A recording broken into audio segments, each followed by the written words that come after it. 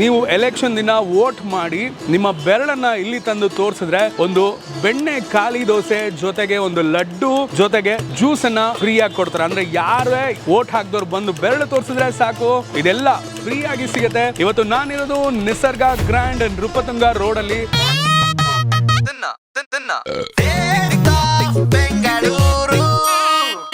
ನಮ್ಮ ಹೋಟ್ಲಲ್ಲಿ ವೋಟ್ ಮಾಡಿ ಆಮೇಲೆ ಊಟ ಮಾಡಿ ಅಂತ ಒಂದು ಕಾನ್ಸೆಪ್ಟ್ ಇದು. ಹಾಗೆ ಪ್ರತಿಯೊಬ್ಬನು ಮತ ಚಲಾಯಿಸ್ಬಿಟ್ಟು ನಮ್ಮಲ್ಲಿ ಬಂದು ಬೆರಳು ತೋರಿಸಿದ್ರೆ ಸಾಕು, ನಾವು ಉಚಿತವಾಗಿ ಅವರಿಗೆ ತಿಂಡಿಯನ್ನು ಕೊಡ್ತಾ ಇದ್ದೀವಿ.